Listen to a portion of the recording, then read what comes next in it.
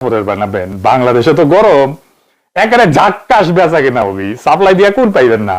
যাই হোক, আজকের আলোচনাতে আসি। বিএনপির সমর্থকেরা এতই ডরে আছে যে তারা একটা নতুন ন্যারেটিভ বানাইছে, কানে আসিচ্ছে মাঝে মাঝে বিভিন্ন জায়গা থেকে, সেটা আবার সরাইতেছেও।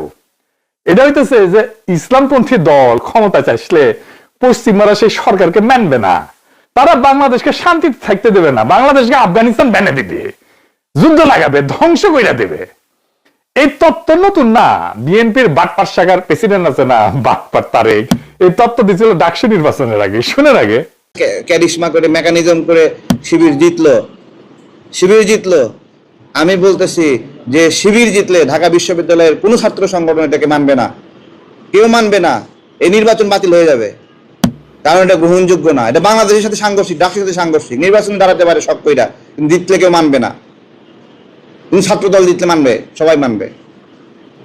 বিনিয়ামিন জিতলে সবাই মেনে নেবে, বাকির জিতলে মানবে, কারণ এরা হলো বাংলাদেশের পক্ষের শক্তি। কত বড় এদের হিম্মত, এরা বলে যে পাকিস্তানি সাদিক কায়েমকে ভোট দাও। তো এগুলো আমাদের স্মরণ রাখতে হবে। আমাদের অস্তিত্ব, আমাদের জন্ম, আমাদের স্বাধীনতা, এসব বিষয় খেয়াল রাখতে হবে। শুনেছেন? এখন অনেকে কইবেন যে আপনি বাটপারকে কেন দেখাইতেছেন আপনার ভিডিওতে। ওই বাটপার তো পরিচিতি পাওয়া যাইতেছে। ও বাটপার যদি বিএনপির ন্যারেটিভ মাস্টার হয়, তাহলে আই কি টান এই বাটপার বিএনপির ন্যারেটিভ তৈরি করে, আর বিএনপির বাকি সবাই সেটা তো বাকির মতো আওড়ায়।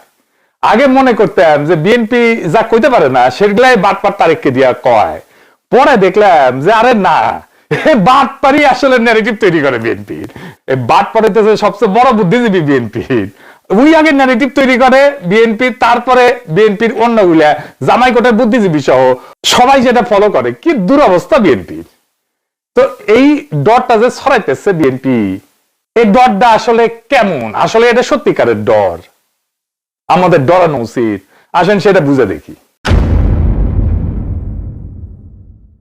এই ডরটা কোনো বিশ্লেষণ না, এই ডরটা একটা শাসনের ভাষা। আজকে আমি এই ডরটারে, এই ডরের যে ন্যারেটিভ, এটারে ভেঙে চুরমার করে জয় বাংলা করে দেব। রাষ্ট্র ধর্মে চলে না, রাষ্ট্র চলে স্বার্থে।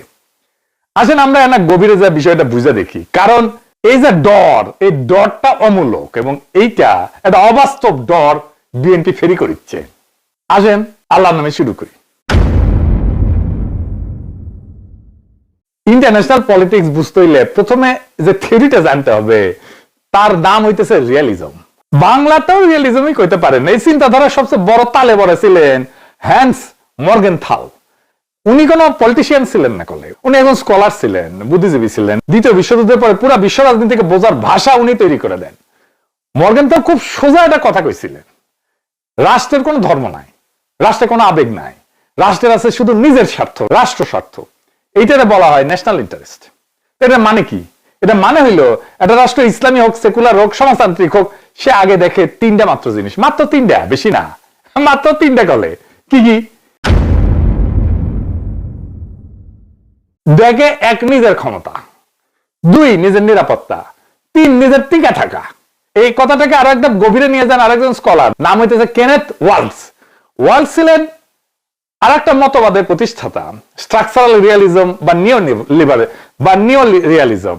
মেলা জটিল কথা কইতেছে, আরে না, এগুলা না জানলে তো দূর পাঠাবি সবাই, জানে রাখা ভালো। আমি তো মিথ্যা না কই, উৎসাহ আর আগ্রহ জাগানোর জন্য, আর এটা বুঝানোর জন্য যে আমরা যা কই তা বেনে বেনে কই না। এইগুলা কথার পিছনে মেলা বড় মাথাওয়ালা তালে বড় আছে। শুনতে কঠিন লাগলেও কথাটা খুবই সহজ। স্ট্রাকচারাল রিয়ালিজমের বাংলা হইতেছে কাঠামোগত বাস্তববাদ, আর নিও রিয়ালিজমের বাংলা হইতেছে নব্য বাস্তববাদ। এর মানে হইলো একটা রাষ্ট্র যা চায় তা সবসময় করতে পারে না। রাষ্ট্র আহাঙ্কার মতো না, আমি যা চাইলেই করতে পারলাম, রাষ্ট্র সেটা করতে পারে না। আমি চাইলে যা ইচ্ছা তাই করতে পারবো না। আমি চাইলে করতে পারবো না যে আমরা সামরিক খাতে খরচ কমাবো, অস্ত্র কিনবো না।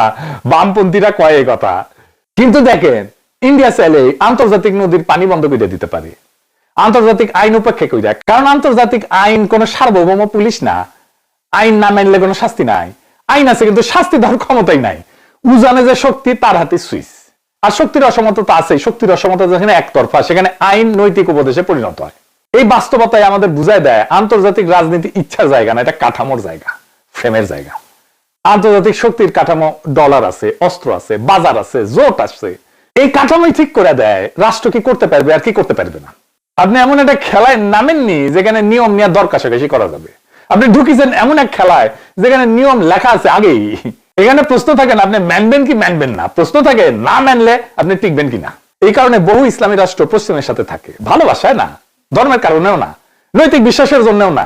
কাঠামোর বাইরে দাঁড়ালে যে অর্থনৈতিক, সামরিক আর কূটনীতিক শাস্তি আসে সেটা বহন করার ক্ষমতা না থাকার কারণে। এটাই কাঠামোগত বাস্তববাদ।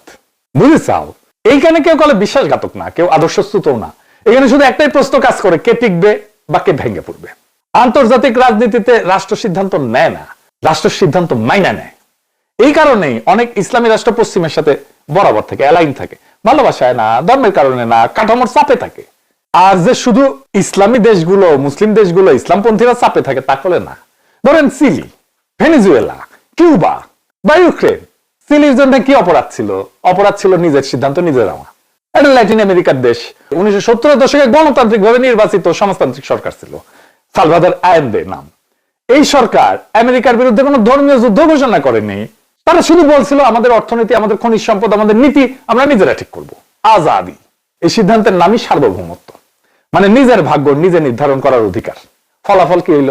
সামরিক অভ্যুত্থান করাইলো সিআইএ কে দিয়ে আমেরিকা, দীর্ঘ স্বৈর শাসন হইল, হাজার হাজার মানুষ গুম হইল, হত্যা হইল। ধর্মের জন্য তো না, এটা ছিল নিজের সিদ্ধান্ত নিজে নেওয়ার শাস্তি।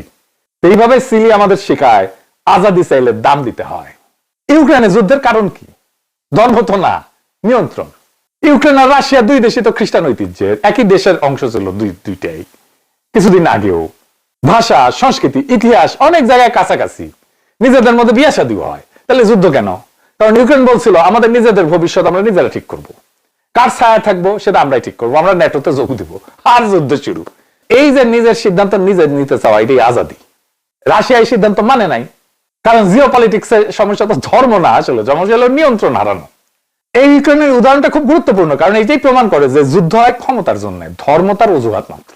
আচ্ছা এবারে আসেন, কে শত্রু কে বন্ধু রাষ্ট্রের, এটা কে ঠিক করে? এটা একটু বুঝে দেখি। এই প্রশ্নটার একাডেমিক উত্তর দিচ্ছেন স্টিফেন ওয়াল্ট, আন্তর্জাতিক সম্পর্কের একজন খুবই গুরুত্বপূর্ণ স্কলার। কিন্তু উনি বলেন যে রাষ্ট্র শত্রু বানায় থ্রেট পারসেপশন দিয়া। থ্রেট পারসেপশন মানে কি? মানে আপনি কি বিশ্বাস করেন সেটা না করলে আপনি কি করছেন সেটাই আসল। এই কারণে ইরান শত্রু কিন্তু সৌদি আরব বন্ধু, দুটাই মুসলিম রাষ্ট্র। কিউবা শত্রু কিন্তু ভিয়েতনাম বন্ধু, দুটাই সমাজতান্ত্রিক রাষ্ট্র। ধর্ম না, আদর্শ না, আচরণই আসলে বিচার্য। তাইলে আমরা কি এই সিস্টেমের মধ্যে জিও পলিটিক্সের বাস্তবতা মাইনে নিব? আমরা আমাদের আজাদি, আমরা আমাদের নিজের সিদ্ধান্ত নিজে নিতে পারবো না? এখন এই আসল প্রশ্নটা আসে, এই সিস্টেম যেটা আমি এতক্ষণ ব্যাখ্যা করলাম, ডলার, অস্ত্র, বাজার, জোট, এই শক্তির কাঠামো, এইটা কি ভাগ্যের মতো মাইনা নিতে হবে? উত্তরটা হইল না। বড় কইরা লিখে দেন এডিটর সাহেব, না, এটা সাউন্ড দিবেন। কিন্তু এই না কোনো হিরোইক সিনেমার ডায়লগ না। এই যে ইনকা, আমি বিশ্বাস করি না, আমি বিশ্বাস করি না। এই না আসে বুদ্ধি, কৌশল আর ধৈর্য থেকে। আজাদি মানে এই না যে আপনি কাঠামো ভেঙে ফেলবেন। আজাদি মানে হইল কাঠামোর ভেতরে নিজের জায়গা শক্ত করবেন।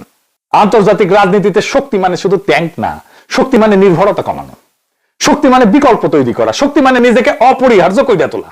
আমি খুব স্পষ্ট করে একটা বাস্তব কৌশল বলি, দেখেন কিভাবে আমরা এই শক্তিটা অর্জন করতে পারবো, মানে আজাদি।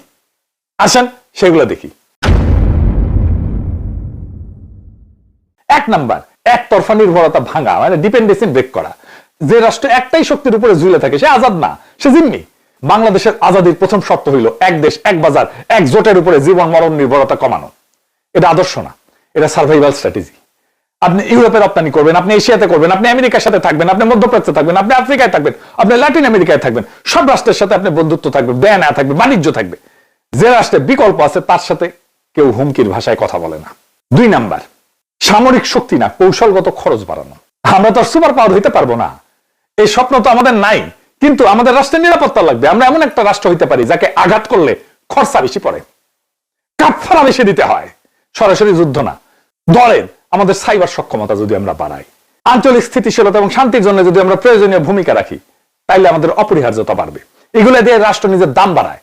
আমি অনেক আগে থেকে কইতেছি বাংলাদেশ সেনাবাহিনীর একটা সাইবার ব্রিগেড করেন, ওয়াকারানন্দ প্রভুপাদ আছে, কেমনে দুর্বৃত্ত জেনারেলদের সুরক্ষা দেওয়া যায়, কেমনে বাংলাদেশের নিরাপত্তা বৃদ্ধি করা যায়, তার কোনো চিন্তা নাই। আমাদের একটা নিরাপত্তা উপদেষ্টা আছে, এই নিয়ে স্যাট আছে কিনা কে জানে, আল্লাহ জানে। নিরাপত্তার ব্যাপারে সবচেয়ে যেটা গুরুত্বপূর্ণ প্রশ্ন সেটা কিন্তু এটা না যে আপনি নৈতিক কিনা, আপনি ঠিকঠাক কাজ করতেছেন কিনা। প্রশ্নটা হইতেছে আপনাকে যদি অস্থিতিশীল করে, আপনাকে যদি কেউ আক্রমণ করে, আপনাকে যদি কেউ আঘাত করে, তাইলে ওর ক্ষতি কত যে আঘাতটা করবে, বুঝে চাও? এইটারে করে ডেটারেন্ট। আমার তুমি গলা পর্যন্ত ডুবাইতে পারবা আমি মানি, কিন্তু তোমার আমি কোমর পর্যন্ত নামাইতে পারবো, এইটা যদি বুঝে যায় তাহলে আমার কাছে আসবে না। 3 নম্বর হইতেছে আভ্যন্তরীণ ইনসাফ। এইটা হইতেছে আন্তর্জাতিক ঢাল, সবচেয়ে গুরুত্বপূর্ণ। যে রাষ্ট্র নিজের নাগরিককে চাপে রাখে তার উপরে চাপ দিতে বাইরের শক্তির কষ্ট লাগে না। ইরানে দেখতেছেন না, ট্রাম্প এখন হুমকি দিতেছে। এই পরিস্থিতি হইতো না যদি না তার ইরানের নিজের নাগরিকেরাই নিজের সরকারের উপরে বিলা হইতো। যেই রাষ্ট্রে নাগরিকেরা রাষ্ট্রকে নিজের মনে করে সেই রাষ্ট্র ভাঙতে গেলে পরাশক্তিরাও দ্বিধায় পড়ে। ইনসাফ কিন্তু শুধু নৈতিক বিষয় না, ইনসাফ হইল জিওপলিটিক্যাল অ্যাসেট। 4 নাম্বার হইতেছে ন্যারেটিভের যুদ্ধে জেতা। আন্তর্জাতিক রাজনীতিতে যে আগে নিজের গল্প বলে সে অনেক আগে অর্ধেক যুদ্ধ জিতে যায়। বাংলাদেশের এলিট মুসলমানদের দেখলে মনে হয়, ওরা মনে করে যে আমরা মুসলমান, এটা আমাদের বিপদ, আরে সর্বনাশ। এটা তো আমাদের ন্যারেটিভ না, এটা বাংলাদেশের ন্যারেটিভ না, এই ন্যারেটিভ আমাদের শত্রুর ন্যারেটিভ। আমাদের ন্যারেটিভ হইলো আমরা একটা নাগরিক রাষ্ট্র, সেখানে ধর্ম বিশ্বাস ব্যক্তিগত আর রাষ্ট্রের সিদ্ধান্ত আসে জনগণের ইনসাফ থেকে। এই ভাষা ওয়াশিংটন বুঝে, ব্রাসেলস বুঝে, বেইজিং বুঝে, ইন্ডিয়াও বুঝবে, কারণ রাষ্ট্র কথা বলে স্বার্থের ভাষায়। তাই শেষ কথা, আমরা এই সিস্টেম মাইনা নিতে বাধ্য। এই কথাটা অর্ধেক সত্য। পুরা সত্যটা হইলো আমরা বোকা হইলে মাইনে নিতে বাধ্য, আর বুদ্ধিমান হইলে এই সিস্টেমের ভেতরে মাথা উঁচু করে আজাদি নিশ্চিত করতে পারবো। তাই বুদ্ধিমান হন, ঠিক কাজটা করুন। স্কলাররা আমাদের শিখাইছেন যে রাষ্ট্র আবেগে চলে না। স্কলাররা আমাদের এটাও দেখাইছেন যারা কাঠামো চাপ দেয় কিন্তু সিদ্ধান্তের জায়গা রেখে দেয়। সিরিয়া আমাদের সতর্ক করে, ইউক্রেন আমাদের সাবধান করে, আর বাংলাদেশ আমাদেরকে শেখায় ইনসাফ ছাড়া আজাদি নাই, আর আজাদি ছাড়া সম্মান নাই। বিদেশি রাষ্ট্র আমাদের আজাদি দেবে না, কিন্তু নিতে বাধাও দিতে পারবে না যদি আমরা নিজেরাই নিজেদের প্রতি ইনসাফ করি। এটাই আসল লড়াই, এটাই আসল আজাদি। আজাদি মানেটা আসলে কি? আজাদি কোনো বিমূর্ত শব্দ না, আজাদি কোনো পতাকার নাম না, আজাদি কোনো সরকার বদলের স্লোগানও না। আজাদি মানে আমার জাগতিক জীবনে আমার নিজের স্বাধীন অস্তিত্ব। আমাকে কারো ইচ্ছায় জীবন চালাইতে হবে না, আমাকে কারো শঙ্কায় জীবন সাজাতে হবে না, আমাকে নিরাপত্তার জন্য প্রতিদিন শঙ্কিত থাকতে হবে না, আমাকে অনিশ্চয়তা তাড়া করবে না, আমাকে সম্মান বা মর্যাদা নিয়ে দুশ্চিন্তা করতে হবে না, আমাকে আমার রাষ্ট্র আমার পূর্ণ সম্ভাবনায় বিকশিত হইতে দেবে। আমি যা হইতে চাই সেটা আমাকে হওয়ার রাস্তা খুলে দেবে রাষ্ট্র। এটাই আজাদি। আজাদি আসে কোথায় থেকে? ওয়াশিংটন থেকে না, মস্কো থেকে না, বেজিং থেকে না, ইন্ডিয়া থেকে না। আজাদি আসে ইনসাফ থেকে। ইনসাফ মানে আইন সবার জন্য এক, ক্ষমতা কারো ঢাল না, রাষ্ট্র নাগরিকের শত্রু না। ইনসাফ ছাড়া আজাদি মানে নৈরাজ্য, আজাদি ছাড়া ইনসাফ মানে কাগজের কথা শুধু কালি। আমরা ইনসাফ চাই কারণ আমরা আজাদি চাই, আর ইনসাফ থেকেই আসে আজাদি। এই দাবি কোনো ইসলামপন্থী দাবি না, এই দাবি কোনো সেকুলার পন্থীও দাবি না, এই দাবি